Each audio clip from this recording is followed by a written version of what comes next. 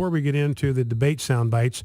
This is Lieutenant Colonel Tony Shaffer. This guy is an expert on national security, and he is being asked by Heather Childers on Fox News about what went on in Libya.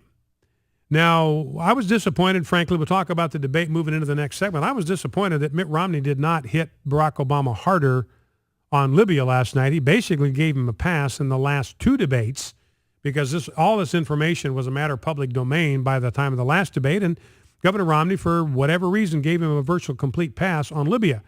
But what we have discovered is that just shortly after the attack began, several hours after the attack began, we actually had a drone in place that could monitor what was going on, that did monitor what was going on.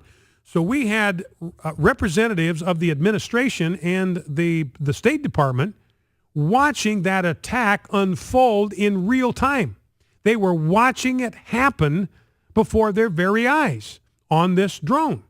And Lieutenant Colonel Tony Shaffer is being asked by this Heather Childers, what does that mean, the fact that we had a drone there that was providing visual images to the State Department of what was going on exactly at the same time it was happening. Here's Heather Childers' question. Here's Tony Shaffer's answer. First off, there's video on this. People who have seen it said it's very damning, and this drone adds another dimension to that.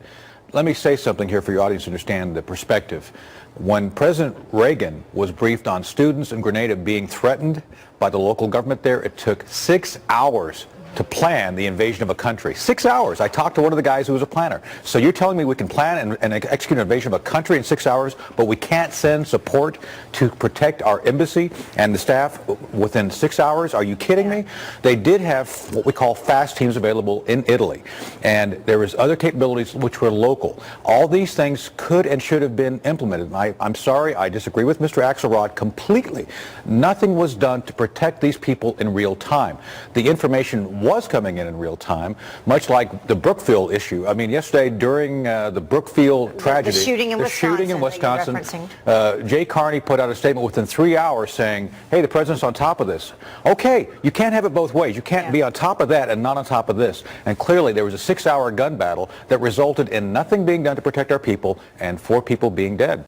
That's Lieutenant Colonel Tony Shaffer, and he says, look, when you had this deal in Grenada where we had medical students that were taken hostage, President Ronald Reagan organized an invasion of another country in 6 hours.